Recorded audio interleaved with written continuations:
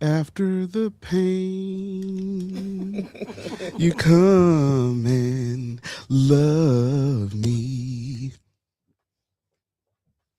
And I welcome you.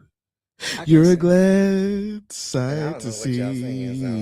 Listen, welcome to this episode of Live from the Black House. That was After the Pain by Betty Wright. A lot of people singing that this morning after the election last night. You ain't lying. A lot of people probably singing a little bit of Don't Blame Mr. Charlie. Mr. Charlie is just a man and he's doing the best he can. And sometimes that's not enough. Sometimes the best he's doing. It's a song for everything. It's a song for everything. Absolutely. Well, you know, I was listening to that on the way over here. I was listening to that. I never really listened to the words. And that character in that song is a lot. Right? Yeah. Well, we have just been ticking up. The person who's joining us today, I mean, other than like Obama, okay, and it's not Obama. Other than Obama, or Barack or Michelle, you know, other than who else would you say would be like? It's Jasmine up there. Crockett. Jasmine Crockett. Let me tell you something. You know how you bump your knee, but then you put an ice pack on it? I bumped my knee with Jasmine Crockett, and Tracy Gibson was the ice on the knee, so I'm doing all right today. Ladies and gentlemen, the person that is joining us today, you ever just meet like an awesome, just an all-around awesome person? Couple of stories. One, when we founded Houston Justice, Miss Charlene, we founded Houston Justice. Before it was actually founded, we had a meeting at the old El Dorado Ballroom. Back when the floor used to do that right there. The floor used to do that right there upstairs. And we had a town hall, and Shakira, myself, and Damien all agreed that we, electeds, we were going to make them stand in line, right? Like everybody else. And we were like pinky sweat, like we are a unit, right? And so I'll never forget, Damien ended up giving Dwight the mic. And I'm like, Dwight Boykins gave him the mic. Shakira held strong. And then when Jelanda Jones came and stood in line, and I was like, and everybody knows Jelanda, right? Jelanda is that person. Jolanda's that person. When we were protesting outside of HISD, she came out there with us to explain what was going on and told him there was some bullshit, right? Jelanda, I told Jelanda, she was like, okay. And Jelanda went and stood in line, didn't bat an eye. She got it, right? A little hiccup a couple of years ago, and I needed an attorney. And who did I call? Yep, Jelanda Jones. Well, she wouldn't rep yet. And one last piece, there was an undocumented family friend that called me and was like, hey, we got a situation. It was a lot going on. And normally I don't pull that card, but in this instance, I was like, oh. I reached out to Jelanda Jones, and she was like, give me their number. And it was handled. Ladies and gentlemen, to my right, your left, former city council member, former school board member, former U of H track champion, former star of Survivor, former star of Sisters-in-Law, state representative, the Honorable Jelanda Jones, folks. Welcome to the Black House. Thank you for having me. I've watched you so much. I was really? trying to figure out. Oh my goodness. Listen, this is. But hold up, I got a gift for you. Okay. May I start that off? Yes. Am I hijacking your show? I love show? gifts. I love gifts. So, let me just show you the gifts. This book, especially in consideration of the attacks on DEI, this book was and is required reading in my home. Okay. My son had to read it every year when he Okay. was a child, in addition to another book. But Okay. every year, Okay. and I suggest everyone read it. Okay. It is called 100 Years of Lynching. Okay. And this book literally chronicles newspaper articles about when Black people were lynched. Yes. So I brought this for you because Thank you. this is American history. And no matter how much people's feelings get hurt when we talk Yes. about it, Yes. I'm going to keep talking about it. Yes. So this is gift Thank one. you. I want to Yes. tell you what comes in it. So Okay. this, I know you are a fan of Sisters-in-Law. Yes. So you have a Sisters-in-Law. Oh my bookmark. gosh. Look at this. Okay. Yes. And as you know, I'm a lawyer Yes. and I've been your lawyer Yes. and I handled your case. Listen. So this is my Know Your Rights Okay. that I had Yes. before I got on Yes. as a state rep. Again, since I know you and so I'm not giving you, you have your own. I'm giving you a bookmark Yes. for my book, Yes. Owning My Shit. Yes. S.H.I.T exclamation point, Yes. which stands for Suffering Hardship, Internalizing Trauma. Mm-hmm. We can talk about it later, but Yes. here's a bookmark Okay. because I like real books. Yes. And once I got elected as state rep, I literally took my Know Your Rights with the Police that I give as a lawyer, Mhm. and I have a little brochure, Know Your Rights with the police and ICE. So Yes. now people understand why this is important. Yes. And it's in English on one side, and then on the other side is Conoce tus derechos constitucionales frente a la policía y ICE. So it's also in Spanish. Yes. You did a Know Your Rights training at KCOH. I've done them very many Everywhere. places. Yes. Everywhere. And, And this this is a legislative update, so you can tell people. I passed a couple of bills, and we won't get into Yes. that now unless you want to. But the legislative update, if you look in the middle of it, if you open the brochure, it tells Yes. good bills, bad bills I passed, Wow. stuff to be excited about, stuff to be scared of. We can go into that later. And on the back of it Mm-hmm. is most people have no clue how you pass a law in Texas. That teaches you how to pass laws in Texas, what we have to do.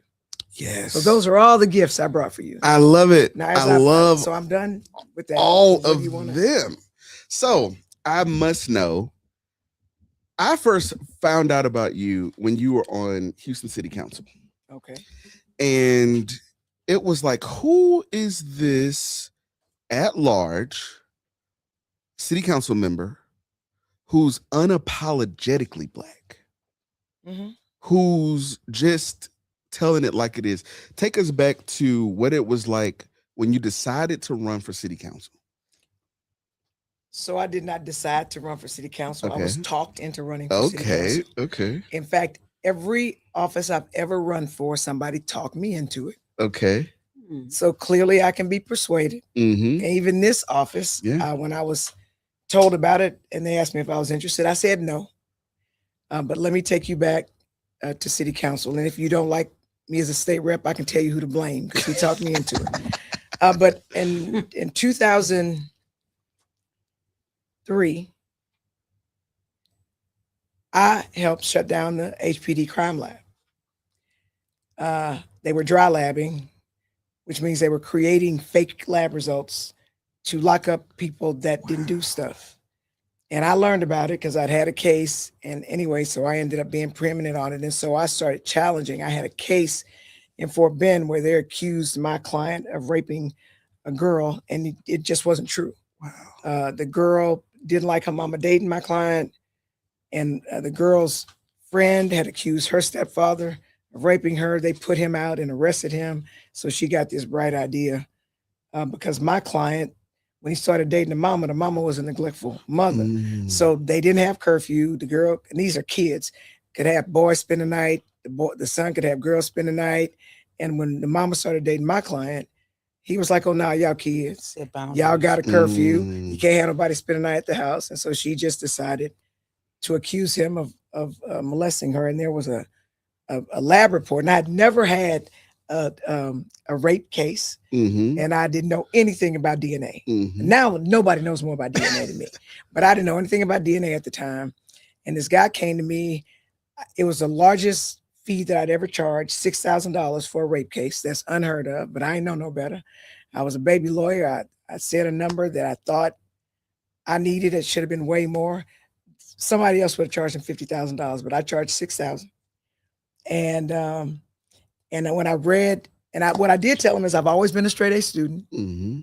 And he asked me, "Have you ever had this kind of case before?" I said no, but I've always been a straight A student, and I've always known what I know more than anybody when I'm supposed to know it. So I said, by the time I'm supposed to know what I'm supposed to know, I'm gonna know it better than everybody. That's just who I've shown myself to be in school. Anyway, so he hired me, and it was interesting. I read a report, a lab analysis, and it said that she raped. That the lab analysis says that they found his DNA in her undergarment, and so he said, "Miss Jones, I didn't do it." And I said, "Well, this report say you did." And he said, "Miss Jones, I didn't do it. If that report says I did, it's lying."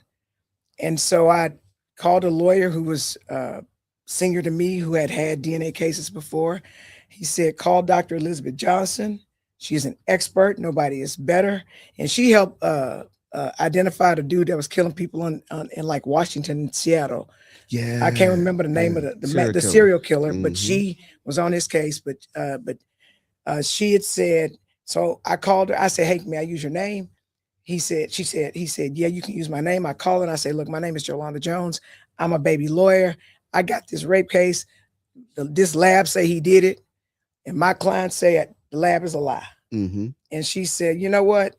And I said, and she didn't charge me. Normally they charge you to do a consultation. And she said, "You know what? I ain't never met a lawyer that'll call somebody and tell people that they don't know something. Lawyers always act like they know stuff, even if they don't. So you know what? Fax it to me, because this was back in the days of fax. Fax it to me, and I'll tell you if it says that." And then I faxed it to her, and she said, "This does not say that. They should have given you this, and this." Anyway, make a long story short, before that case was over, I'd gotten the case thrown out. I was subpoenaed to testify before the state house, either House or Senate, on rogue DNA. So I helped shut down the DNA crime lab in Houston, and I was on TV all the time. So anytime anything came out on the crime lab, I was the expert. So I've been on TV. So this black Republican I know, which I didn't know there was too many black Republicans, named Lyndon Rose, says, "You're hot. Wow. You should run for city council. Wow. And everybody know you. Yeah. But you got to stop talking about that DNA, because it sounded like you soft on crime." And so I stopped talking about it. He talked me into running, and that's how I ended up running for city council. I lost that race. It was in 2003. I lost the race, but I did shut down the DNA crime lab, and I ended up running 4 years later and winning. And so walk us back through, you're running for office. You were on TV. People saw you here and there, but now you're walking across the stage and you are city council member. What was that change like? Was there a huge change? Because you were popular at the schools that you were in, at University of Houston. Where did you go to law school? University of Houston. University of Houston Law School. So like you always been that girl. Yeah, that girl. Right. So what was that like when it became reality? When you were like, "Oh, I'm a city council member." You remember that night? My grandmother was very proud of me. Dear. My grandmother was very proud of me. She was just so proud of me. Yeah. My son, I'm his mother, so it's like no big deal for him. Yeah. How old was he then? That was in 2007. My son was born in 91, so he'd have been 16, maybe 15. And Kathy knows my grandmother. And my mother was very proud of me. Sweetheart, super sweetheart. And it was just, it was weird. It was just like, right. It was just weird, because I did not know that I could be elected. I knew I was supposed to vote, so I always voted since I turned old enough to vote, but I did not know I could be elected. So, I mean, so it just was like, I was thankful. So these days, like last night, around 7:30, I'm on my phone, right? Before it was on the phone, we would do it on the computer. Click, click, click, click, click. Take us back to 2007. What were y'all doing then? Was it online, or was it, how would y'all find out? We would be, no, really, it wasn't. We'd be calling the clerk, but I can tell you that there's something I want to say about when I got Yes, elected. yes. My mother says you better not go there in a dashiki and come back in a suit. That's what my mother said. In other words, don't go there, Yeah, forget where you come from, right. and come back and think you better than everybody. Right. That's what my right. mother said. So Yeah. my mother's words exactly. Yeah. You better not go there in a dashiki and come back in a suit. Otherwise, I'm gonna bust you in your Yeah. mouth. Yeah. That's what my mother said. And you still got on a I believe dashiki. Huh? I You- believe it. Yeah. She knows. She knows my she- mother. She would have. I work with her. I have to wear So it. she know I my mom. Yeah. So you would have to call a hotline. We would. You be calling to just try to find out. What the numbers are. And so last night for some races, when they come out of the gate and it's 66-34, that's The game is over. that's it. Game over. Was yours like that on that night, or was it close? I don't even remember. All I remember is that I won. I don't really worry about margins because if you win by 1 point, you won. You won. I mean, I think Senator Miles won one of his state rep races with Yeah. like 3 votes or 7 Yeah, votes or something like absolutely. that. 9, I think Yeah. it was. So don't none of that Something. matter. Mhm, The only thing that mhm. matters is you won. Yeah. So you end up you're in city council. Now your profile.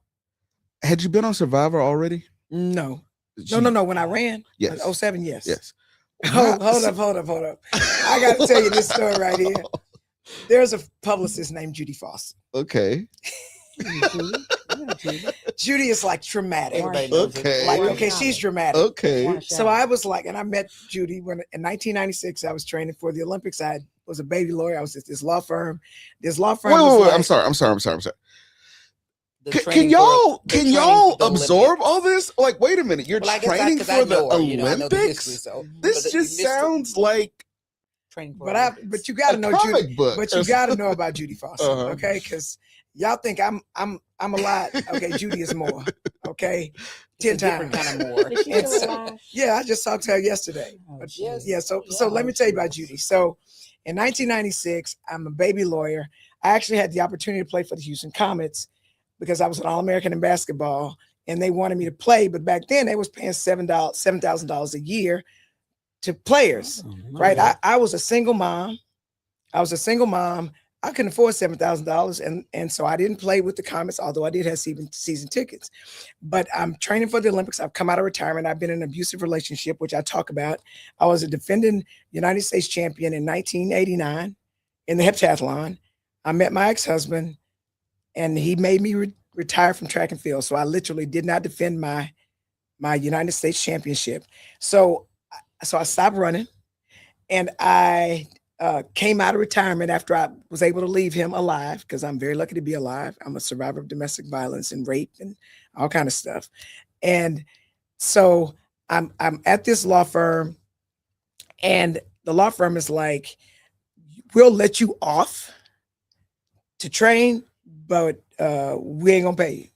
So we'll hold your spot, and that, which is very unusual. They don't do that. Mm-hmm. So but the law firm hired Judy Foster As a to publish as a publicist, so I could try to raise money to train for the 96 Olympics, because I had not competed in 7 years, which is very hard to come back from.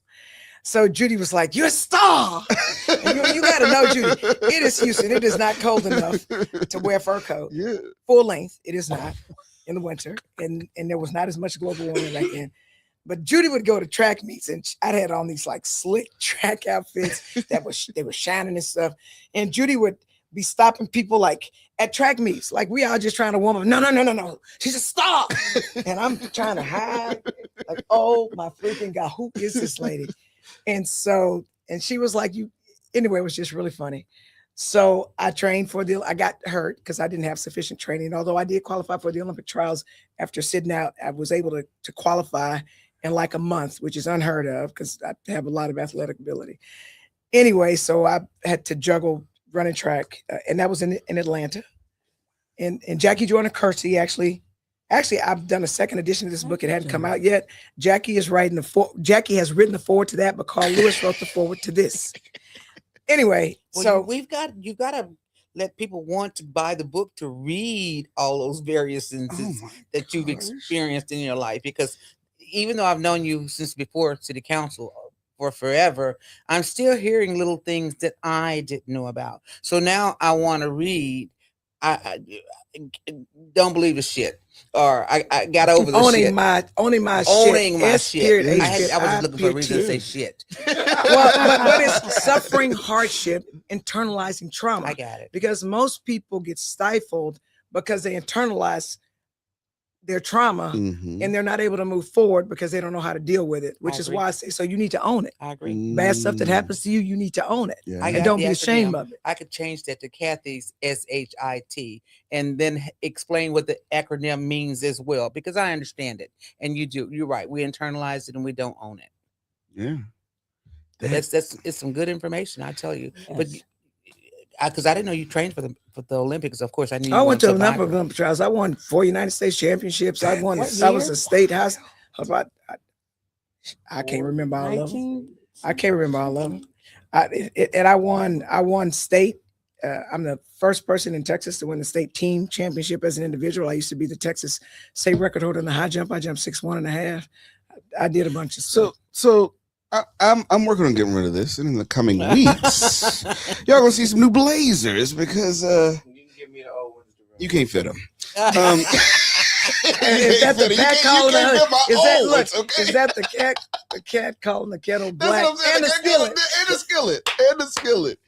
But You you, work long enough with Yolanda Jones. I there can you see go. it. There you go. Maybe some of that'll rub I gotta off. keep up with her. Maybe that's some of that'll rub off. But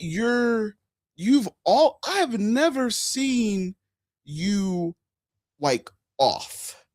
I've seen you. It was a few months ago. You were at HEB, and I was like, "Representative," and you waved. You didn't know it was me, but you waved.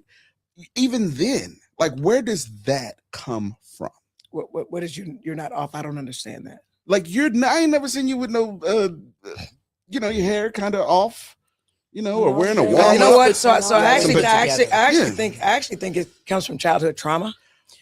So I was there's a lot of colorism in the Black community, and there's a lot of colorism in my family. Mhm. So my grandparents had 6 kids. They had 6 boys and 6 girls, and they had 4 dark-skinned kids, 4 medium-skinned kids, and 4 light-skinned kids. So my father was light-skinned, redheaded with freckles. Had 12 kids. 12. My Well, grandmother had 12. Mhm. So my father was redheaded, Mhm. light-skinned with freckles. Mhm. In fact, I was talking to my mother last night. She told me that the girl that they was trying to introduce my father to didn't like him because he had freckles. Right. So I actually have freckles, but I wear makeup and you can't see it. But so in my family, my grandfather treated his light-skinned kids better. And he and did not treat the dark-skinned ones well. And back now, I've learned now that I'm a medium-skinned person, Mhm. right? But when I was little, I went outside all the time, and we know you get dark. Mhm. So I was Awesome. super black. So it was just I was called Little Black African. I was called Cuckabug Head. I was called Nappy Hair. I was told I was ugly. I had the worst acne in the history of the universe. I had black heads, I had white heads, and I could not pick them. In fact, I didn't realize there was a thing like Dr. Pimple Popper, because that would have made me happy. And in fact, my family runs from me because I'm always like, they like stay out my face. Mhm. And so I just had all this trauma, and they always called me ugly, and the boys never liked me. And then Maya Dina, you knew Maya Dina, was the Mhm. first Black Jordache model. Mhm. And she said, Joe, you really ain't ugly. You just don't know what to do with yourself. That's And Dina. so That's she Dina. said, you really ain't ugly. You just don't know what to do with yourself. And so she taught me how to sit with my legs closed, because I used to sit with my legs open. She taught me how to put on makeup. She was with Ebony Fashion Fair. She was a jet. She was a jet girl like for the week. So my aunt was gorgeous. I missed you. And so she taught me how to just, I don't know, dress. Like she always told me, because I grew up poor, that if you might not be able to afford like really nice clothes, Mhm. but you should always be neat and clean. So people Mhm. always say, you smell good. I'm Mhm. always clean. Everything Mhm. got to be clean. Mhm. And you may not be able to afford the best clothes, but make sure your clothes are clean and put together. And Dina taught me, Doe Babe, my family calls me Doe Babe. Doe Babe, she said, have you noticed that with models, because she was a runway model, she was with the Ebony Fashion Fair, so she traveled with them, they'll wear clothes that regularly people don't think match, Mhm. but they get on the runway and they walk like you want this, Mhm. right? With your chest up, right, and your chin up, and next thing you know, models will wear green Heads and purple. stripes, yeah. People think purple and they think it doesn't match, but by the Mhm. time a model wears it, everybody wants it. Mhm. So she Right. said, whatever you have on, walk like everybody else should want it, and that's just what I do. Mhm. So I really do think that being called ugly and little black African and those type things Mhm. really made me want to make sure that when I'm in public, that I don't want people, Mhm. calling me names. So it's probably from trauma, if I had to guess. So today you have on this. Let me take my shades off so I can see. Now I wear these not to be cool. My eyes are actually sensitive to light. Oh, okay. I was right? wondering I gotta about tell that. you, yeah. Okay. And it's really light in here. But you have these. What would you say? The sage green, This is not sage. This is army green. army green. So you have army green. You have army green. The earrings match. Then you have the fingernails that match the fuchsia in there and the lip. So I'm like, when you bought that, did you know that this would be a thing, or do you just have a bunch of stuff and you just go in there and you do it? I've genuinely wanted to know, and you know some of y'all do too. Bunch of stuff. No, you know what? So so as awkward as I was when I was younger, Mm-hmm. is like I know what looks good on me. Mm-hmm. I know what I like. I am a girly girl. Mm-hmm. Although when I do sports, I'm gonna whoop you, and I don't really. It's the only time I don't worry about Mm-hmm. what I look like is when I'm competing against Mhm. somebody. But I just know what looks good on me, so I'll get something, and I may not even remember I have something, and then I'll be like, oh, damn, I forgot I had this. So yeah. that's just so today. I like to wear long things that flow like queens. Mm-hmm. Makes me think of African royalty. Mm-hmm. And I also like beach things because I call myself a black mermaid. I'm Mhm. PADI certified, so I scuba dive, Okay. which people would never know. Oh. I'm sorry. It's just Got a lot going It's- on. A lot so- of stuff. Lot And involved. so I scuba, and I love beaches. When I retire, I'm gonna find somewhere with a beach. It's probably ain't gonna be Mexico no more with what's going on over there. But I thought it might be Mexico. yeah. And I just love fashion. Like if I hate that in middle school I took industrial technology instead of home ec, because I can put together motors and stuff like that. I did welding and did candelabras, made plant holders and stuff. I really wish I would. I'm teaching myself to sew right now. I bought a I can sewing see that. machine I can because see if that. I learn how to sew, baby, it's over. it's Because over. I have a drag queens, I have them make my clothes. Like the clothes I have made, Yeah. nobody's better tailors true. than drag Yes, queens. that is Tell so the truth true. and shame the devil. That is true. And so, but it will get to be costly. So I'm teaching myself to sew. To sew. Take us back to middle and high school. The other day I had my aunt Aljanita on here, and they were talking about the different restaurants. Like, what was y'all's payday meal? Y'all probably didn't do like in my generation. For me in the 90s, we went to Timmy Chan's. We went to right. So like for y'all, take me back to Ryan Middle School. What was in then? So was that even a thing? I was bused Okay. because I was a Vanguard kid. So I was bused to Lanier. I was a purple pup. It was the first time I went to school with people from other races. Those are the Mhm. brightest kids in HISD. And then at some point, my mother learned that Alief had the best school district. My mother was a letter carrier. She started off at the Southmore Station in 1972. And so we moved to Alief because Alief supposedly had the best school district in the 70s. And so I went to Ollie Middle School in Alief and graduated from Elsick High School. I actually didn't realize we were poor until I moved where the white folks at. There were 2 black people at my middle school, and there were maybe 10 black people in my high school graduating class. So we all know each other because there just weren't very many of us. And I played sports. My mother, sometimes she might have a car. If it broke down, she couldn't afford to fix it. So we might be driving one day and walking the next day. But how And did so- you do sports? So I got bust? because I lived when we moved. Well, at Lanier when I was Mhm. bused, Mhm. my best friend in 7th grade was a girl named Falana Batiste. Mm-hmm. We're still friends to this day. When my mother didn't have gas money to come get me, I could spend the night at Falana's house, and then I would spend the night at her house, and then I would come back to school with her the next day. So I'm very thankful.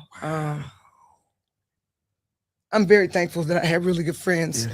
with parents who helped us. Yeah. When we moved to A-Leaf, we lived in some apartments. There weren't very many apartments in A-Leaf. We lived in Timewood apartments. There were the Timewood, Spice Island, Cinnamon Lane. We lived in Timewood. I went to Ollie, so my mother had to be to work like really, really early in the morning. So I had to get my siblings up and get them ready for school. Then I would walk to school, which was not close. So I'd be walking at dark time so I could do extracurricular activities. When I got to high school, because my mother had to be at work real early, so she couldn't take me. She worked for the post office. She had to case her mail and stuff. And then in the high school, it was a white school. My friends had cars and trampolines and food in their refrigerators and swimming pools. So I knew I was poor then. I didn't know I was poor in Third Ward because everybody was borrowing sugar and eggs and Crisco. But when I moved to A-Leaf, people had, and so I never told anybody that we were poor. I was extremely embarrassed about of how we lived. And my friends, they might have cars. One of mine, it's like I'm going back, like right here, sitting here. But I was walking to school one day to go to practice, and my teammate who had a car, like a Camaro or some cool car, saw me walking, and she said, "Joe, you want to ride?" And I said, "Yes." And she gave me a ride. And from that day forward, her name is Lloyd Boyston. She lives in Dallas. She gave me a ride to practice every day. Wow. So when we went to restaurants, we didn't have because I didn't have money to like go to restaurants. But I used to win awards for us on sports, so they liked me. Wow. So they would come get me and stuff. So I would have a ride. They would pick me up, or they would take me home. So they would go to this place called Beer Pretty's. On Westheimer? By Straight Jesuit. Because it was in A-Leaf. And so I would never have money to eat. So I'd always pretend like I wasn't hungry when they would order, because I didn't have money and I didn't want my friends to know that I didn't have money. And so they would be eating. And here's what I know now. Kids are wasteful. Yeah. They don't appreciate money. Yeah. So inevitably they buy too much. There'd be food left over. And somebody was like, "Joe, you sure you're not hungry?" And I'd be like, "Come to think of it, I am." So I always had food. Wow.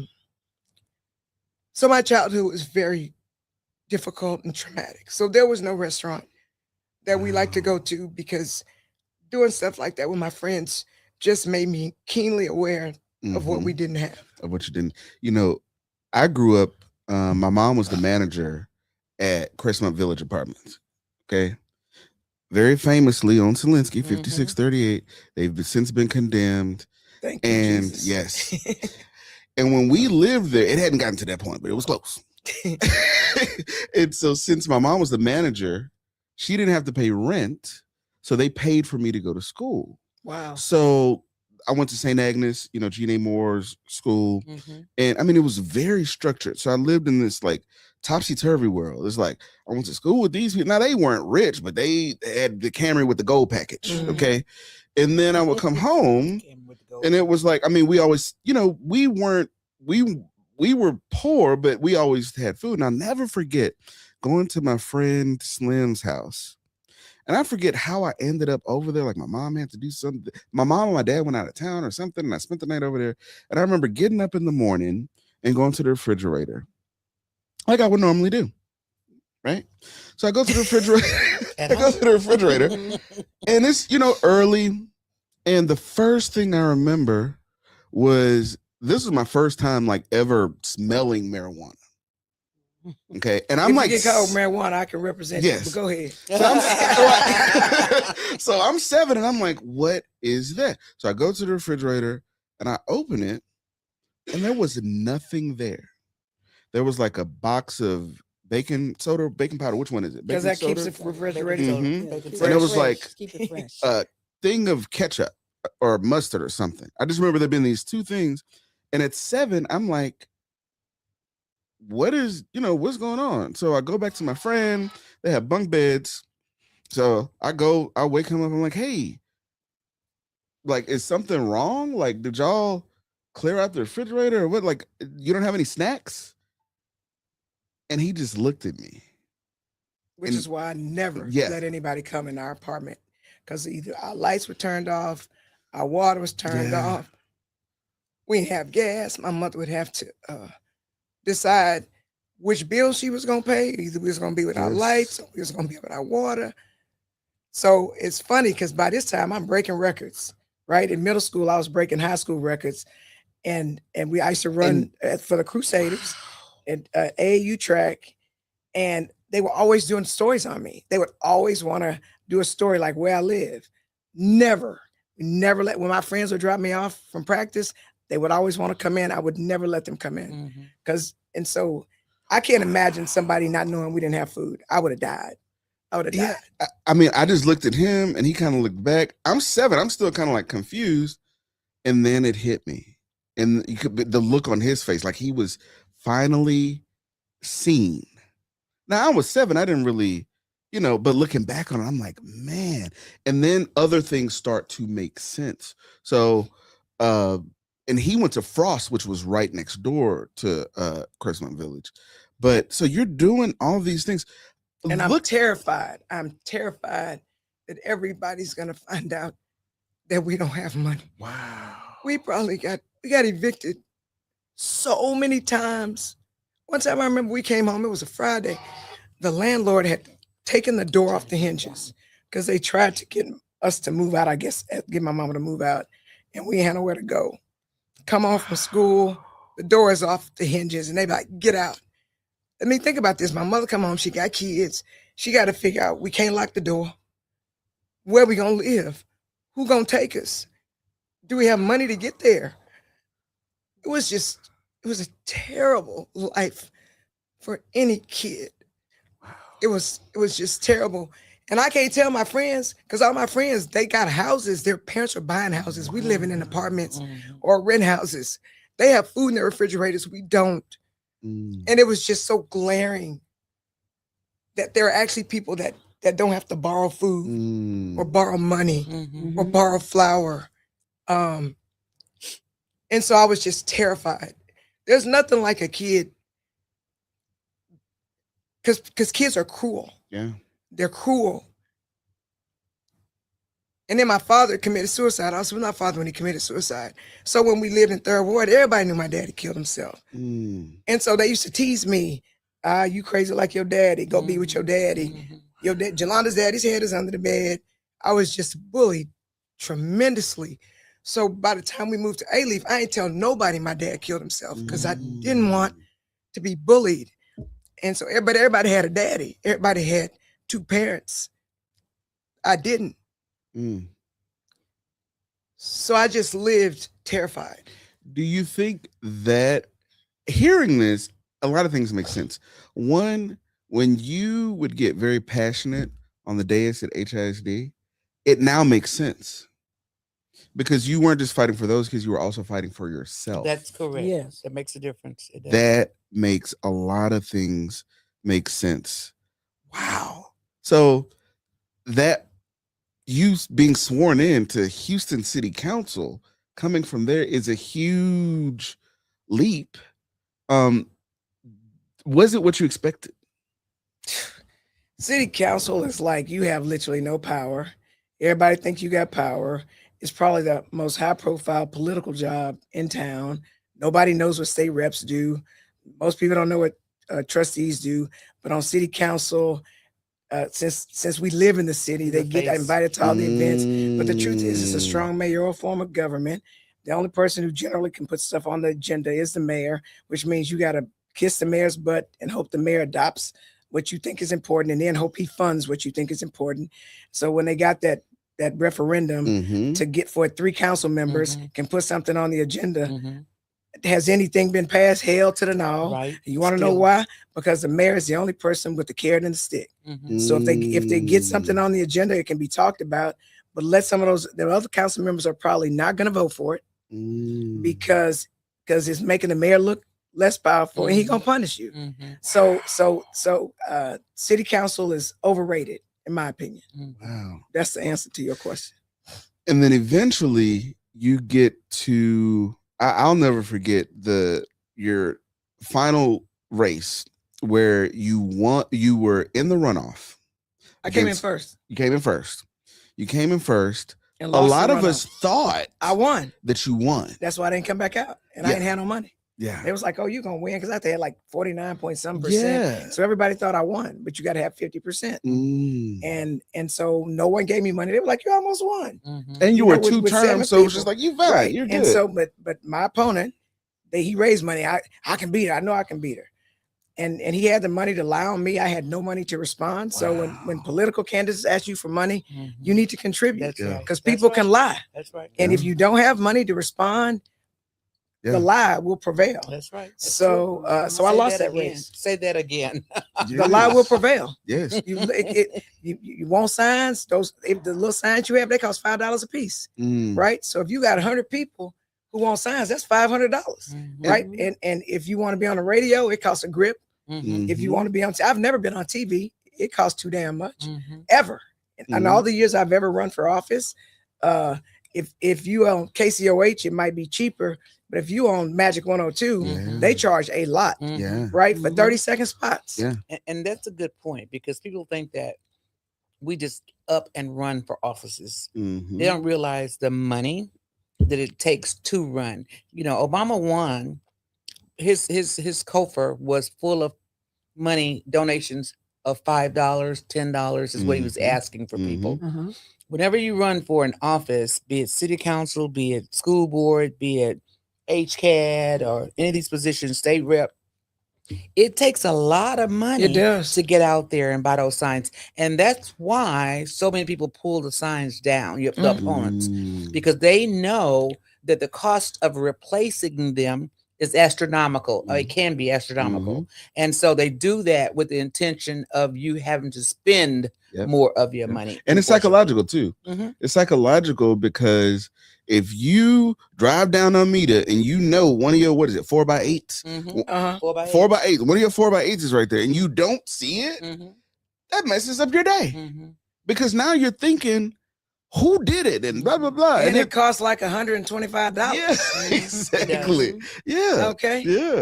And But so they think that we're just conceited people just Mhm. running for office, and not the fact outside of the fact that people ask us to run. Yeah, yeah. But even when those that ask us to run, they don't give us the amount of money Right. that's necessary to run and win. I'll give you a perfect example. When I ran for Congress, of course, I'm a state rep. We fled. I'm running from the FBI on the quorum break, and I filed to run 3 months after everybody. I Mhm. filed on June 5th. Congressman Turner died on March 5th. My opponents filed in March. They were So in they a, had- they they were had- in a they had- they had- sanctuary they had like at a Brook 3 Hollow, they had like a doing it 3 on the iPad. They had like they were, you ain't lying. They had like a 3 month head start on me, Yeah. right? Then we got called into special session. And they were calling Yes. people asking for Right. support. Uh-huh. Yes. And so by the time I got in the race, almost all the endorsements were gone, Yeah. including you. Because I'm That's true. certain Yeah. if you would have known, Kathy, Right. that I was running from the beginning, That's Yes. absolutely that you correct. would've right. And I told you that. But here was my deal. Yeah. I didn't want to quit my job. Right. I was a state rep. Yeah. And I am a state rep. Yeah. And so I had to make a hard decision. I decided to fulfill my duties to the people that elected me. Right. Mm-hmm. And it was more important than running for a potential office. Yeah. Then we ended up having to flee. I Yeah. went to Yeah. New York and Chicago. Yeah. Yeah. So by the time I got back to Houston, it was August 23rd. My opponents had a 5-month, 18-day head start on me. It took all I could to raise $341,000. That's all I raised. The person who came in first raised 1.7 million. I had 341,000. Mhm. The person who came in second raised 1.5 million. I had 341,000. In what world can I buy? TV ad. How can I compete with $341,000 with somebody who got 1.7 and 1.5 million? So people were like, why didn't you tell me? Why didn't I see you on TV? Why didn't I hear you on the radio? Mhm. I ain't had no money. Mhm. right? Mhm. So people don't understand how expensive it is. Exactly. And $341,000 for a congressional race is not a lot of money It's at not. all. It's a So drop I in the- did phenomenally to say they got a 5-month and 18-day head start on me and outraised me by that much. Mhm. But Mhm. I think a function of growing up poor is you know how to pinch pennies. Yes. That's So right. I think I did the best I could with with the you money had. I had, because I think that the person who came in first place got like 27% of the vote. The person who came in second place had like 25% of the vote. And I had like 19.9% of the vote. So with the little money I had, they didn't beat me by a lot. That's right. And and like I said, they had a head start. So, for me, I would not change anything. I would not have come back and made the quorum for them. Yeah. So sometimes in life you have to make tough decisions. Mm-hmm. And that is what I did. And I will always pick my constituents over running for office. I sent you this text on July 21st, 2024.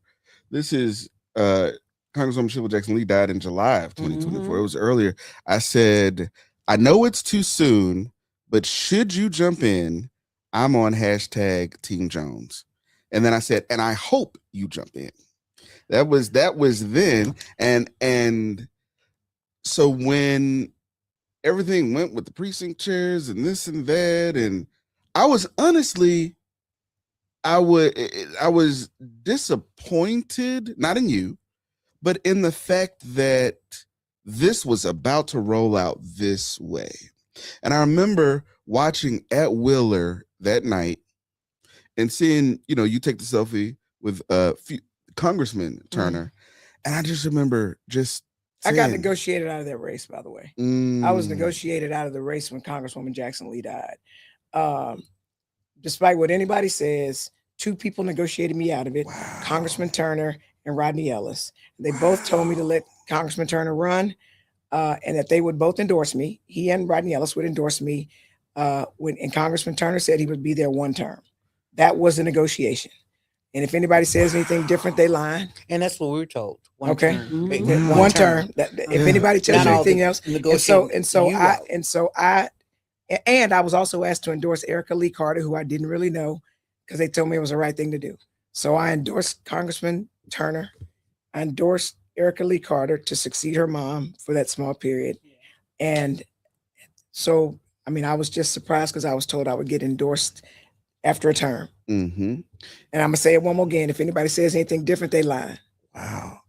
And then when the next, I remember getting text that morning that Congressman Turner passed away. It was early.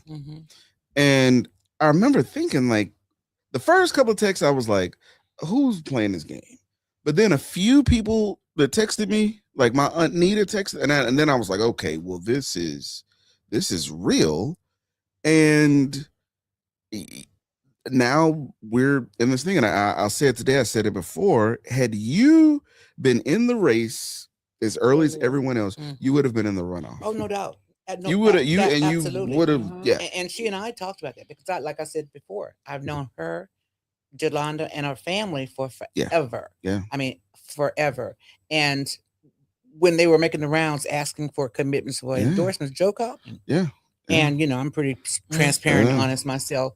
And we had this conversation. Had I known she was going to get in, I would not have endorsed. I would have stayed with what I know. I can tell you that the morning that Congressman Turner died, I got a call. It's like everybody was talking about it. And Daryl Carter, who people know, who passed on the day of his funeral, right? So Daryl calls me, wow, and tells me we need to talk. Like literally, I told Daryl, that's tacky. Like, if what you say is true, he just died. Yeah. Like, and so I just thought I wasn't raised to do that. I was thinking, like, if I died, if people start talking about replacing me, like I've been dead for like 20 minutes, that's tacky. And before Daryl died, he was like, we need to talk. Daryl came to Austin on that Thursday. So I was in Austin. He was like, where you at? I'm in Austin. He was like, we need to talk. And he had not been buried. The congressman had not been buried yet. And I told him, man, and he was like, I'm gonna be your finance chair. I'm gonna raise you money. You need to run for this. I said, that's disrespectful. I'm not about to have this conversation with you. Like, I'm not. I said, but the second I decide, I will let you know. And I said to myself, that's because you know my grandmother. My grandmother taught me to complete the task at hand, That's right. work 1,000% on the task at hand. So I said I was not going to decide anything until the legislative session was over. My team was screaming at me, Jolanda, you cannot do that. You got to decide. People making decisions now.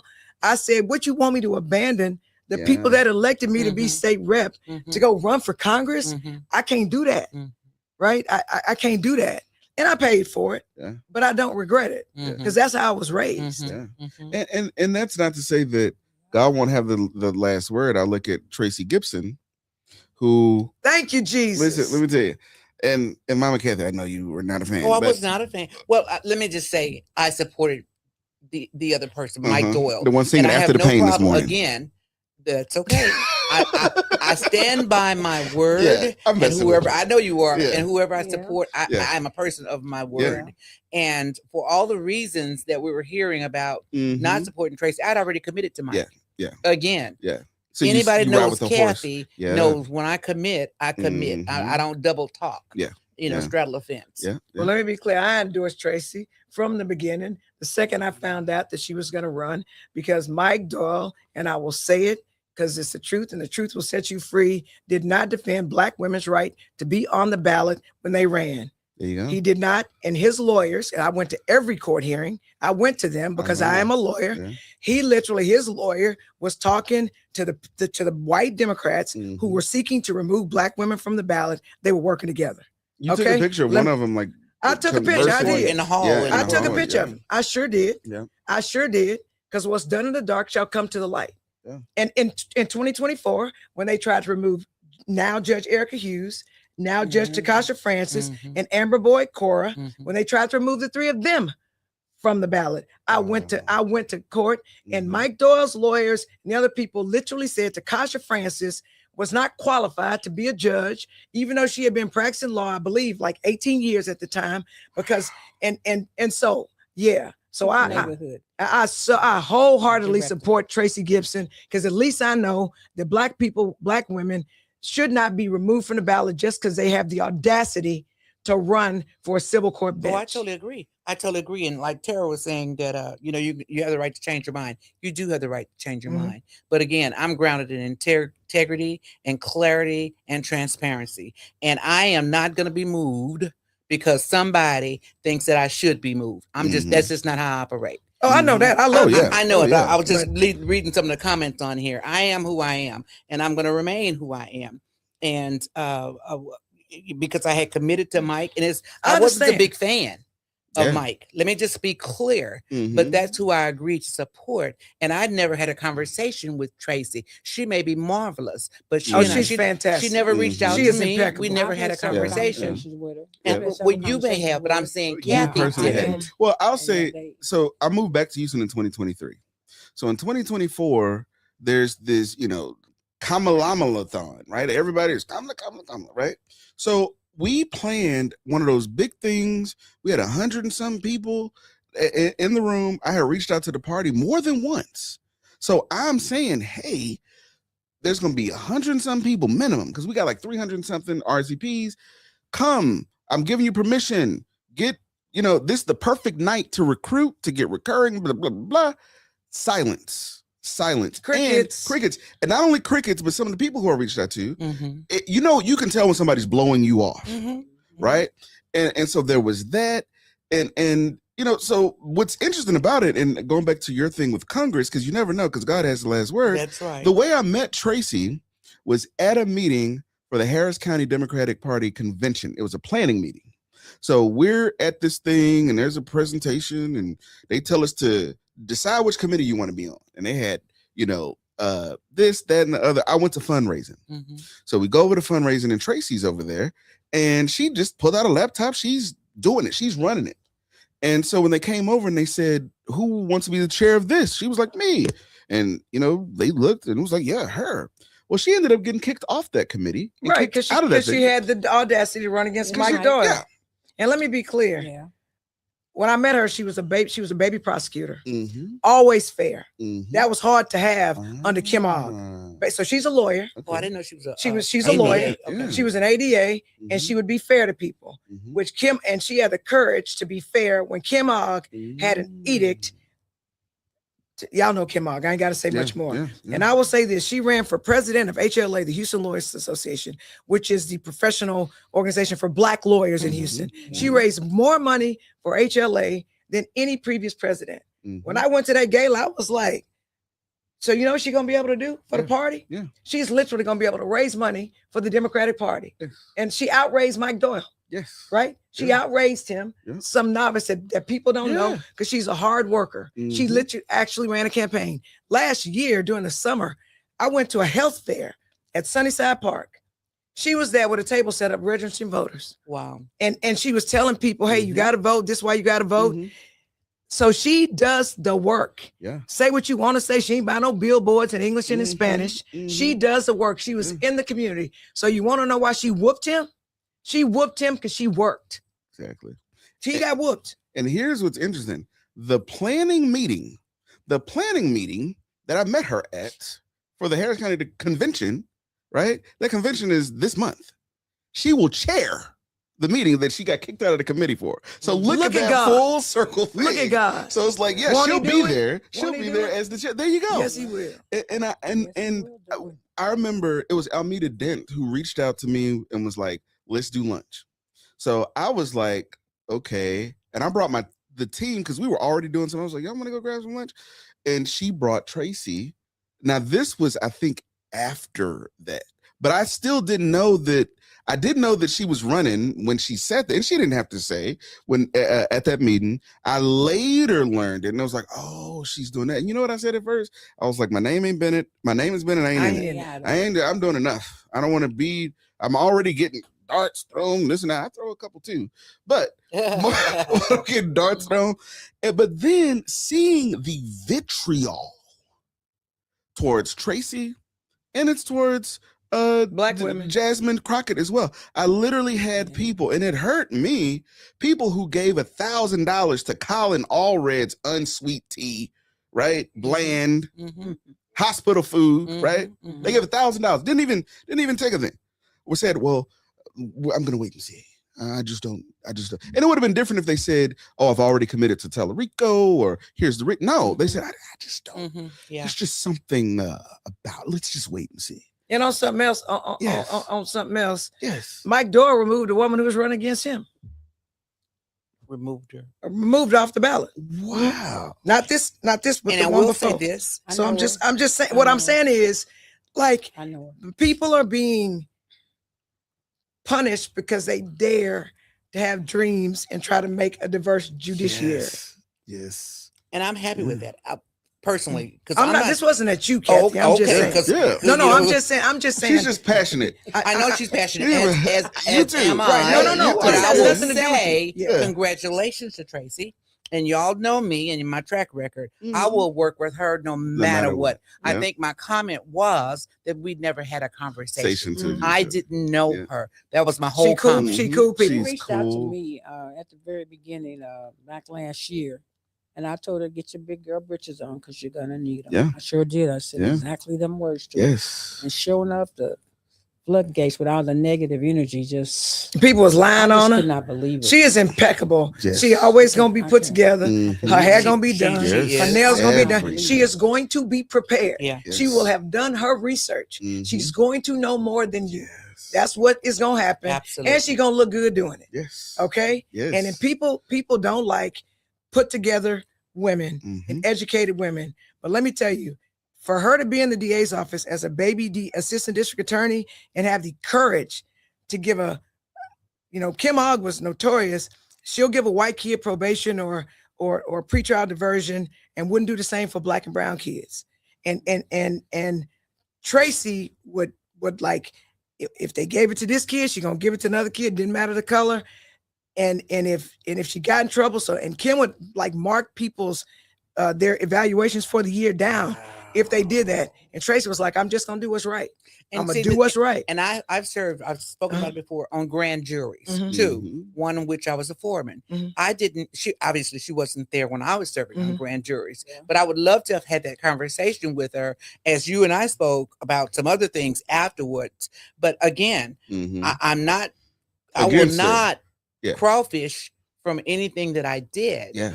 I didn't know all that information because it wasn't brought to me. Yeah. The conversation never was had. Yeah. And again, I congratulate her. I will truly support her, and I'll be available if she wants or needs anything. Mhm. But no, I'm not disappointed that she won by any sense of the But, imagination. Yeah. and let me say this, Yeah. because I believe in calling stuff out, shit out, whatever you Mhm. want to say. Mhm. She won last night. She is the chair. She's the chair elect of the Harris County Democratic Mhm. Party. Yes. Yes. Only one white, not precinct chair, SD Mhm. person came. Mhm. They didn't come. I know how they do white Democratic Party chairs, Mhm. Mhm. except for guess what? She it. Yeah. Let me be clear. Yeah. And the she's one. going to help elevate this party. Yes. And she has a wide tent. yeah. But so you might as well stop throwing temper tantrums, yes. right? Just like y'all didn't listen to Kamala. Everything she said Trump was gonna do, That's Mhm. right. he's doing. I agree. And you know what? So I'm telling the Harris County Democratic Party, these attacks on Black women has got to stop. Mhm. I had a long Mhm. conversation with a fellow elected today about what needs to happen, because we're gonna have to heal some things, Yes. right? Yeah. Otherwise, Yes. we are going to get decimated We Yes. in November. Absolutely. And Yes. so we're going to be decimated That's if we do absolutely not, We're gonna because disappear. Jasmine is not at the top of the ticket. Yeah. So if y'all think Black people about to run out and Exactly. just be voting That's right. because Mhm. democracy is at stake, We're in Mhm. trouble. you know what? We struggling too much to be worried Yeah. about democracy. True Yes. story. Yes. We don't know if we can pay our rent, our lights, Gas prices car at notes, $3 our food, again. Yeah. and so we more worried about survival Mhm. Yeah. than we are about saving Mm. democracy. That's right. Yeah. And at some point, people are going to have to understand that and stop thinking they know what's best for us and Yes. talk to us with open ears I agree. and be willing I totally to agree. listen. Totally Yeah. agree. And so let me be clear. Black people are not about to just come out for No. Tallarico. No. I agree. I'm They're just not. letting I y'all said know the that. same thing Absolutely. last night. Someone asked Right? me about that when we were talking about it. Mhm. They're Hispanics not, came out. because Hispanics they came came out. The Hispanics did come out, but the But they didn't Black vote for people Jasmine. came. No, They no, did they not. The didn't. Black people came out because it was like an Obama ticket. Yeah. They were My pushed cousin out. people, my aunties call me, your cousin, they excited about Jasmine. Mhm. And somebody called me early this morning, somebody who I really truly respect, and was like, so, you know what time it is? And I was like, no, I do not. I said, I don't know what I'm gonna be doing in November. I said, but I know what I'm not gonna do today Mhm. is tell Black people what they need to do, Mhm. right? Give me a minute. Get him a minute, and I need a minute. Pause. And I'll let you know. So don't invite me to shit. Don't send me no emails, no texts. The real SHIT, Right. not the not Don't the acronym. just don't do it. I need a minute. I need to come down a little bit because Yeah. I'm feeling a little disrespected. Yeah. Some of y'all got very comfortable Yeah, Yeah. on the social medias. that's right. They sure did. People skirting very close. They sure did to get deleted. To now the thing about Tallarico, whether he said that Colin Allred was a mediocre black man, is that you don't get to say that. I can say that. You don't get to say that. I can make fun of my cousin Booby. And we did. You tell bet him not. that. Look, we told him that. You know what I he mean? was Like, mediocre. yeah. we I'm did. just- we I- We told him. told him, and it's just like, and then some of them, people just really just feeling empowered. It was really interesting to Ooh. me. I had a conversation with a non-Black elected official today who told me we've got to get it together. I said, Who is we? Us and them, Black or people? just us? Black people. Democrats. no, Democrats better get it Okay. Yeah. together. I told them, let me tell you something. We as Black people have survived way worse than this. Yes. Like now, y'all just now starting to be murdered by the police. That's right. right. That's right. We've been murdered by the And your and your police. schools are And just it's- not And being look, closed. look, and we've been murdered by the police for as long as they've had police. And before they had police, we were still getting shot in the face Yep. and hung and killed lynched, right? murdered. And so I say to you, we've survived it. Black people don't. If we don't do nothing else, we're gonna figure out how We to like the survive. cockroaches. we So, gonna survive. yes. So don't tell me that this is so bad. We've got to do it because now it's happening to you. Right. That's because right. when it's happened to us and it's not happening to you, you're not outraged. Well, it Right. happened with the school In board. Minnesota. As Right. long as it was not certain schools in certain areas They let them close. with issues, then people didn't have the same concern Uh-huh. as they did. Because for When they 2.5 start years, you on the Yeah, tech team, yeah. I talked about Yeah. D2 schools, which of course Mhm. majority of the schools that are being Black and consolidated are in District 2, Consolidated. D2, They call it and people consolidated. just That's did crazy. not And come like- out like and I- support like they should didn't. have and could They have, didn't. and so now everybody's angry. But we've been telling y'all, because we've if been it could telling happen you. to us, We've been it telling could happen to you. That's Mhm. correct. And what I've Mhm. said, when I said to my fellow elected official, and I won't tell you whether it's a state rep or whatever, I told my no, what I need for y'all to do right now, because she tried to bring up another oppressed group. I said, what that got to do with the oppression of black people? Yeah. Like I don't want to hear that right now. Yeah. I don't want to hear it. Yeah. But why for black people in our Mhm. existence, Yeah. whether they've been Republicans or whether they've been Democrats, we get screwed. Mhm. Right. Right. And we're always in Right. survival mode. And we're Yes. always the Always ones fighting. we're Mhm. always the ones who die more in childbirth. Our kids die more. We got high Cancer, blood. cancer Like crisis. whatever the malady is, it's worse with black people. That's right. For the most part. Every now and then there'll be maybe a Hispanic group that has it or Native American group that has it. But by far, it's always That's black correct. people across the board. That's right. So for us, black folks, that's why you hear black folks saying, this ain't our fight, Mhm. Yeah. right? Yeah. And like I told my colleague today, see, you got white privilege and you don't even know it. Mhm. Yeah. Like you trying to lecture me. Yeah. Don't tell me how bad it is now. Right. Mhm. Because we used to get lynched, Yes. right? And Jim Crow, like we Yes. couldn't even drink out the same water fountain. We have had it worse. Like we literally, look, I just did a thing on Bloody Sunday. We have had it worse. Mhm. So don't tell us this is as bad as it's ever been, because that's a lie. That's Right. right. That it's just that now you realize you're Trump, getting your impacts. white privilege ain't Yeah, protecting yeah. you from Trump. Yeah. Yeah. So don't tell me what I better do. Yeah. Right. Because has your child had the police pull a gun on him at least 10 times? Right. Because my child has. Mhm. Wow. Doing nothing but going to school Mhm. or coming Mhm. from work. Having that, and us having to have that talk. Right. Now they're having to have that. Yeah. Talk. Yeah. We always had Had to the have talk, that always. conversation, Yeah. the talk, and didn't even know we were having the talk. It's Yeah. been labeled as such. I was part of there was a white led organization that did a trip to Jackson, Mississippi, where they have the National Civil Rights Museum. Yeah. Mhm. Mhm. And it's interesting because in Mississippi, when they were getting it funded in the legislature, the white folks in the legislature said, well, we don't have a Mississippi history museum. They had almost had it all knocked out. So when you go, you literally stand in the line, and when you get to the front, they say, do you want to go to the Civil Rights Museum Mhm. or do you want to go to the Mississippi History? And I'm like, oh, you mean like the way they used to do the white and the colored with the Mhm. water fountains? Mhm. Separation. So we go in, and I get about a third of the way through, and it's heavy, right?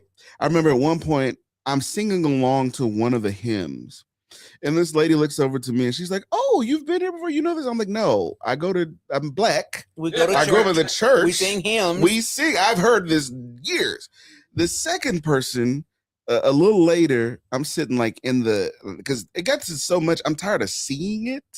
So I'm not, emotionally, I'm spent. I'm sitting outside, and this lady's like, "Oh, you have to go. You have to. No, you need to go in there and see it. You all need to see what this is about." And like you said, the healing part, the H and shit is Mhm. healing, right? Mhm. That's what we got to do. I'm gonna tell you, No hardship. Hardship. H is hardship. hardship. I said this a little while before, and I'm just gonna say it again. Wouldn't y'all love to have a Jalunda Jones-esque retreat? I have those. Oh, you do it already. See, I've never been in Hollywood.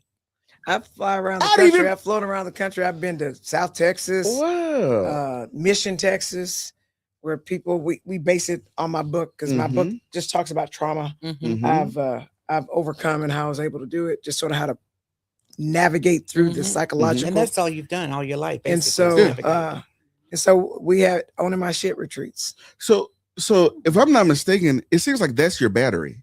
You know, there's a Muhammad Ali quote that says, "Only a man who knows what it's like to reach, to go through hardship," and I'm paraphrasing, knows what is when the match is even. So when it's you on this side and somebody else who has the same, you pull from a place Mhm. that they can't even relate to. So when they're like, how did she do that? It's because of that. Do you think that's true? For sure. So this is what I'll say. For me, my perspective is everything. Mhm. That's right. Perception. So I was with my father when he blew his brains out. Oh my Okay, so I ain't gonna tell you the nightmares, I can't sleep. I had to have a whole bunch of counseling to get through that, right? In addition to my And father, how old were you? very young. But there's a book, there's a chapter in my book called Daddy Go Bang, because that's what I used to say. But so did two of my uncles. My grandparents, dear, you know my grandmother, lost 3 sons to suicide. My father killed himself. My Uncle Rocky killed himself. My Uncle Ricky killed himself. So, and I mean, I talk about it in the book. I started being brutally raped by my uncle when I was 3 years old and he was 6'7". I say that at the place that used to be the married dorms at Texas Southern, which is where I think the Barbara Jordan Mickey Leland School is. So I used to get brutalized by him. And I'm not saying that for sympathy. I don't want sympathy. But what I will say is this. When people come for me, I'm sort of like, I survived my daddy's suicide and I was with him. I survived my uncle brutally raping me. This ain't nothing, right? So it's all about perspective. And when really bad stuff happens to you, if you survive it, it changes your perspective. So people think they hit me with a bazooka, and it's more like a gnat, like you irritating me. Exactly. And Right? it makes you harder. And my Aunt Donna Kay was murdered by her trafficker. She got shot 2 times in the head on the corner of Palm and Delano at what used to be a crack house. You knew my aunt. I did. Right. My aunt got murdered by a trafficker. They called her a prostitute. She was trafficked as a kid. And so the moral of my story, for the most part, is I figured out a way to get through some really bad stuff, and I use it as a foundation. It changes my whole perspective. So when people come for me, I'm like, there's nothing you can do to me. There's nothing. I can't, there's nothing you can do to me that's worse than things that I've lived through. We've been homeless with my mama, right? Well, that's one of the reasons I applied for Survive. I was like, well, hell, I'd have been homeless before. So I mean, what's living on an island with nothing, right? I had to pee outside. Right, seriously. I ain't had no food. So I can go find some shit in the wild. So it's just like a perspective. Yeah. And you know, so and you think about all the Jolanda sharing. There are so many people that can relate to, if not all of it, then certain aspects of it. And what people have to realize is you look like you have it together. Now I know everybody says that she's tall and loud and boisterous. She's had to be to the defense of everything, to me, that's my opinion, that she's gone through in her life. And I can relate to it, a lot of what you said, and I'm not going into particular because this show's about you, interviewing you, but I can relate to so much that she said that people have to understand. That's why we sometimes come across really hard, because I've been told I reminded them of Jolanda, and I said my response has always been, I'm not as smart as she is, but I know I'm boisterous, you know. But you have to realize that we have things contained, and our defense is to one, after containing it and put it in perspective, is be willing to fight. Right. And one thing we have in common, when her son was murdered, do you know her son was murdered? Yes. My brother was murdered. That's right. And you were one of the first ones. And I was one of the first ones to call her. We protested. We did a whole march down Homestead. That's right.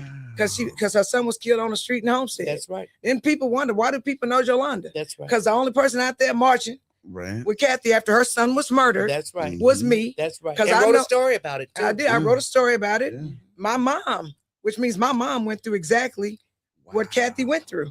And so I put my mom in contact with Kathy because I haven't lost a son to murder. And my grandmother's lost 3 children to suicide. And she talked to my grandmother to help her get through her grief.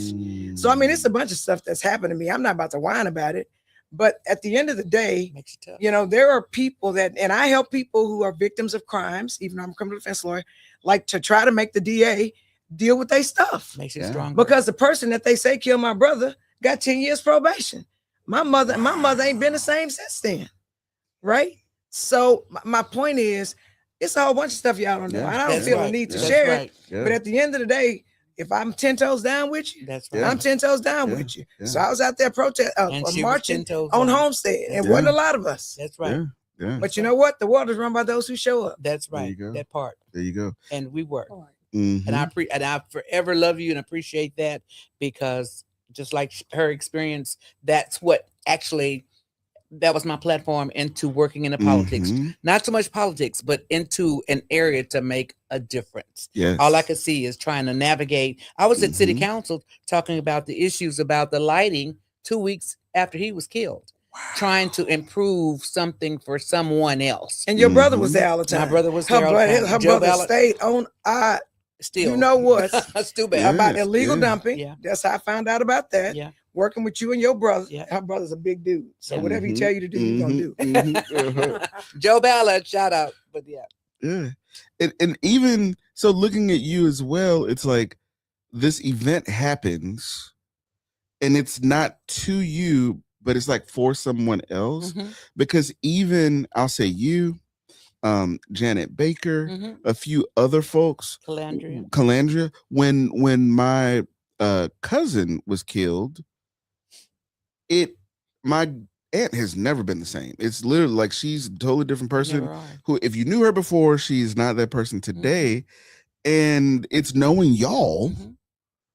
and I'll never understand it, but it helped me to sort of explain to other relatives, like, she didn't leave because she's mad at you. Mhm. She left because this reminded her of something. Right. And I only know stuff like that Right. because of y'all. Right. So yeah. And Kathy started a whole organization Black moms. to help parents whose children have been Mhm. murdered, because the other groups are mostly like white people and they Yes. don't understand, and they a lot of times think we somehow deserve being murdered. Mm-hmm. And so we needed people of colors That's right. to Mhm. understand our struggle. That's right. And matter of fact, the weekend after he was murdered, I was just delirious. I was in a fog. Mm. I'd worked so long at the post office, raising 2 children, made good money, but it gave them a good life, or comfortable life, not good life, Mhm. a Yeah, comfortable comfortable. life. So when it was taken away from me, it just destroyed my world and everything that I had prepared myself and my children for in life. So I had to regroup. It took me a couple of years to regroup, but initially it's like walking around in a fog because you don't know what to do. I don't remember half the things that happened Mm. for 2 years almost in that time period. And that's probably why too, that I have the I don't give a damn attitude with so many Mm. people, because what can you do to hurt me? Mm. And when you would Mm. go to court, I would go with you That's to right. She court. came to court with me. I would That's go to her to absolutely court. correct. And I've people, gone to court with other mothers Mhm. too who have lost their children. because they don't understand the They system. don't The cases understand. keep getting reset, and so you have to try to speed up the That's prosecutor. right. And so I'll say to her, she used her son's death to create something That's right. better. Mhm. That's right. My niece died of SIDS. That's right. Wow. And so my sister found it through John F. Connolly Foundation for Sudden Infant Death Syndrome. So infant mortality is a really big deal to me because my niece died of SIDS. She was Mhm. 11 months and 15 days when she died. Mhm. And my sister went to medical school because her daughter died of SIDS, and she Right. wanted to discover a cure for SIDS. Right. For SIDS, and now my sister is It's a doctor. physician, Mhm. right? So there are a lot of us. We go through trauma, and let me be clear: when my niece died, my sister wanted to go be with her baby. Ditto. Right. I And never, let me tell you something. I shut down my law practice. My sister was living in Fort Worth at the time. I shut my law practice down for a week. I need to make sure my sister did not go Mhm. be with her Be with baby the because she Lord. missed her baby. And we had to get her sedated and everything. And I slept with her. I did not let my sister out of my sight because I was afraid for what she would do if she was alone. Mhm. Joe Ballard, my brother, had my husband, Joe Daniels, take all the guns out of the house. Because as strong-minded and strong-willed as I am, and all the training we've had in the post office, I was ready to go. Mhm. And I went out there. I had it all planned out at the cemetery to go out there and just let people just blow my brains out and just let people find me right there on top of Patrick's funeral. Wow. I've always been walk in confidence. I have never been to the point where I thought about killing myself Mhm. until that happened with my son. Yeah. So yeah, it's something that you don't get over. And then people look at us. I was talking to my good friend Deborah Ford last night, who lost her son too. It's like people look at us like we're an enigma. They don't want what we've been through to rub off on them. Oh yeah, that's really? oh yeah, it's subtle reactions, and if you start talking about, that's why she and I talk all the time. But if you talk about it too long with too many people, oh, there she go talking about Patrick you want, again. and then you won't, Are and you you won't, and you won't, serious? you want people to feel sorry for you. No. And you, I'm just saying the stuff they say. Yeah, exactly, exactly. Yeah, you trying to get sympathy. Or the Bible. Like go Look to the go hills lose from your whence son or your daughter and comes see your what help. happens. And they recite the scriptures. I've been in church all my life, like you say, you know all the hymns. Yeah. Look to the hills from whence come your help. The Lord won't put more on you than you can bear. Yeah. I know all those scriptures. Yeah. But yeah. tell me, how do I get over going to see my son laying on a sidewalk Yeah. with a hole in his head, covered up with a sheet Wow. at 9:15 at night? Not in a club, but at a store, neighborhood Wow. store. So don't tell me how to feel. And like I said, it's I'm adamant about that. Mhm. KMA, because nobody understands that kind of trauma unless Mhm. you've been through it, and nobody wants to go through it. Mm. And when my cousin Roderick was killed, I had just done a black on black crime thing at Yes. Texas Southern. Yes, I'm on city council. yes. When I get out, I have all these texts. My cousin said, it said, call, it's important, Roderick dead. So and Roderick is younger than me. Yeah. I look at my phone, I say, what you mean he did? He got killed. He got killed when? Today. Mhm. And so, when people die, families generally get together. Yeah. Like, where y'all at? We at the apartments. You're at Mhm. what apartments? Mhm. We at the apartments where he got killed. Well, why you at the apartments where he got killed? Because his body's still here. Mhm. I literally hop in my car. Mike Durden was HPD. He escorted I know me. Durden. He escorted me to the apartments off of Fondren and Braeswood. My cousin laying on the ground. People taking cell phone That's right. pictures. The HPD officers laughing. The people saying to me, "Hey, ain't you that lady on TV? What you doing here?" I'm like, "That's my cousin." I call an HPD guy. I'm on city council. Can I get y'all to stop laughing? Mhm. Can y'all give my In the cousin background. That's right. some dignity in death? That's right. Can you do that? That's right. Can you pull a police car around so people can't take no cell phone picture of my cousin? That's right. Can you do that? It's a struggle, and I probably we need to have a talk with mothers in situations like this, Mhm. because it's a trauma. And I tell people, navigating this grief, you have to learn to step over this and step over that, because you have to keep your eye on the prize. Ultimately, my ultimate goal is to be buried next to Patrick. But in the meantime, in that timeline between my born day 1957 and that end day, then what am I going to do to help others? That's how I got into education, because the guy that killed my son was a dropout. So for those that say I wasn't an educator, no, I wasn't an educator, but I fight for those kids who was the Kathy at Cashmere, the Kathy at Wheatley, the Kathy at Booker T. Washington, that don't have the teachers that are there, have been there long tenure to help raise and direct children. That's why I fight for children like I do. Because that guy was a dropout, and I felt like the village, the community failed him. And it was black on black crime. Now, let me be clear. My son didn't have a record and been to the penitentiary, so let's be clear about that too. Wasn't a gangbang on a hoodlum. He was, a matter of fact, he was working with the various drill teams in the city. I didn't even know some of them until they had his funeral, that the people that showed up. There were probably over 1,500 people that came to Patrick's funeral. So, yeah, that was the impact that he had.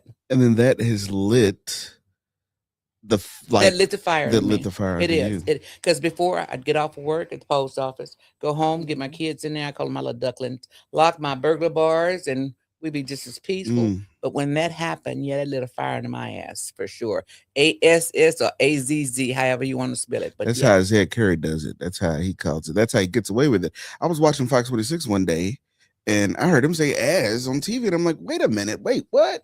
But he uses AZZ. That's how he gets away with it. But this has been I'm so full. This has been such an amazing conversation.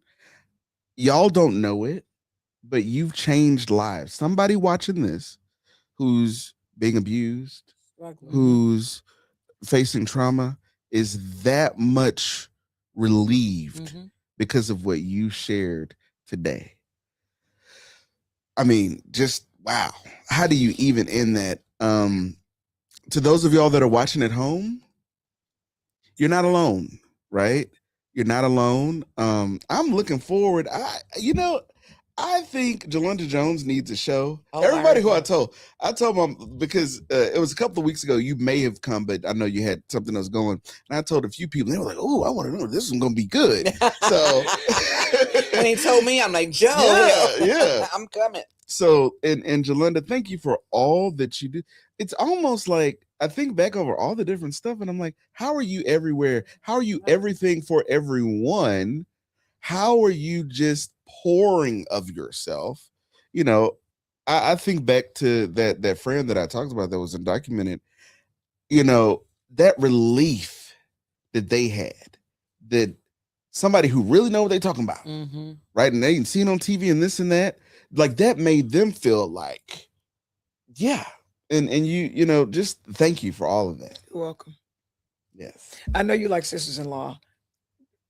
Quick thing about that. Yes. The murder case that I had on Sisters-in-Law Uh-huh. came from The lady. Yeah, the lady the that was lady- accused of killing. Yeah. the one that was charged. She wasn't Mhm, accused, she was charged. charged. Uh-huh, She was and Mhm. in any case, that came from somebody who referred me, and the lady didn't end up having money, so I ended up having to do a lot of stuff. Yeah.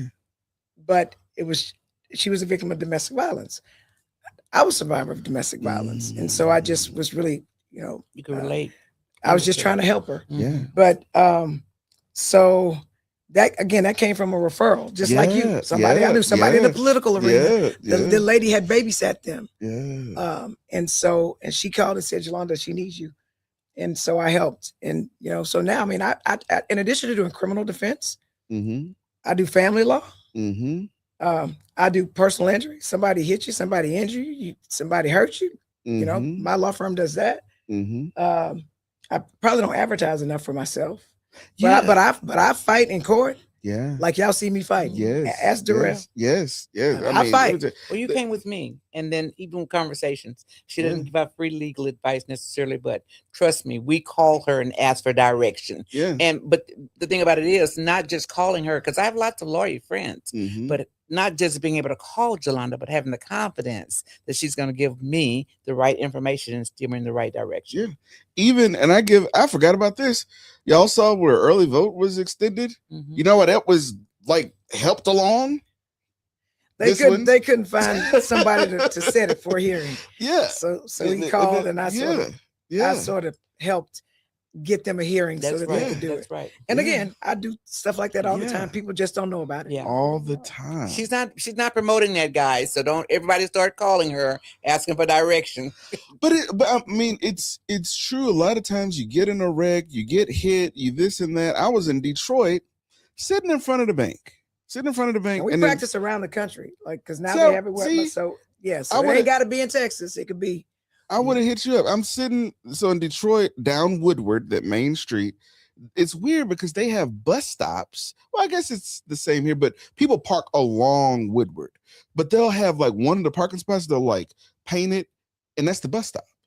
That doesn't make sense. In between the cars. In between, but a lot of times it's not cars there. So normally the bus will just stop beside and people will get on or off. But if there's no cars there, they'll actually I be see. right there. I see. Well, this guy, I'm watching him come towards me. I'm looking in the rearview mirror. It's like it happened in like slow motion. And he went and pushed me up on the sidewalk. So when that happens, I'm like, I ain't gonna lie. You know, when in Sonic the Hedgehog, when the wings go bring, like I just No, knew. I no. was like, I'm in the right completely. My insurance is good. Sonic the Hedgehog. I am sitting right here, right? So he gets off and he's like, "Oh, I'm so sorry." So then, of course, the police come, and then the people from Dallas, Detroit, Dart, is it? No, that's Dallas. Whatever the Detroit Metro is, and they're like, "Hey, fill out this form." I knew enough. Don't you? I'm not filling out nothing. You will talk to my counsel when I figure out who they are. And Somebody's asking you to yeah, sign your I'm name. like, ooh, it's to cover yeah, them, not you. I'm not Guard filling your out signature like you nothing. guard your social security. Yeah.